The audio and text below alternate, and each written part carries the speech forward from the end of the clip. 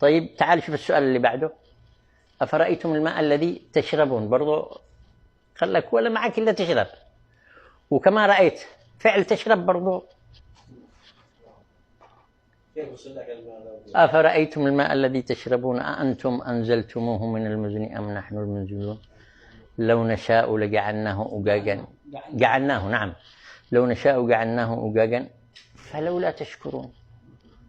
يعني تصوروا مش مطلوب أكثر من إنه بس تقول شكرا يا رب. وكأنه يقول للواحد إذا ما استوعبش هذه الأمور يقول له بس خلي بالك في حاجة اسمها نار. ها؟ أفرأيتم النار التي تورون أأنتم أنشأتم شجرتها أم نحن المنشئون. وكأنه كذا المفترض أنه أي نار يستخدمها الإنسان قبل ما يدخل بعد الاستخدام يتذكر النار،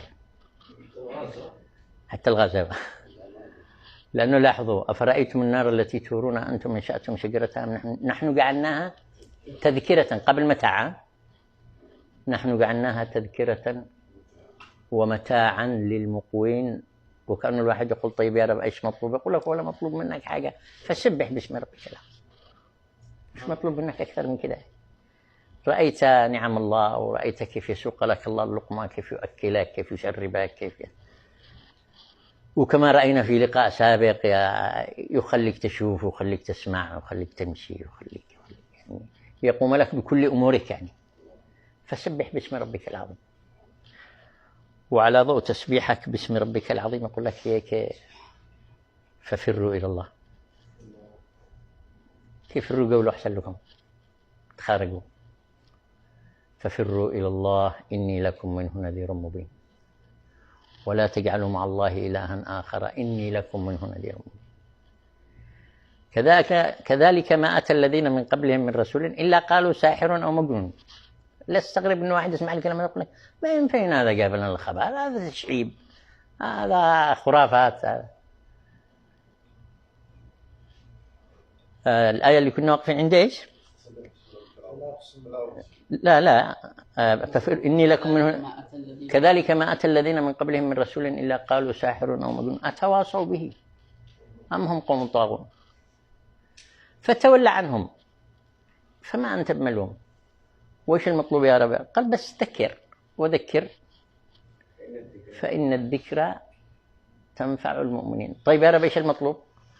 قال وما خلقت الجن والإنس إلا ليعبدون ما أريد منهم من رزق. أنا اللي أكلهم وأنا اللي أشربهم وأنا.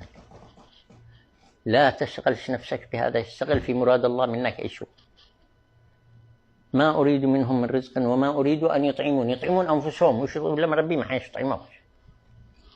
إن الله هو الرزاق ذو القوة المتين وإن للذين ظلموا ذنوبا مثل ذنوب أصحابهم فلا يستعجلون.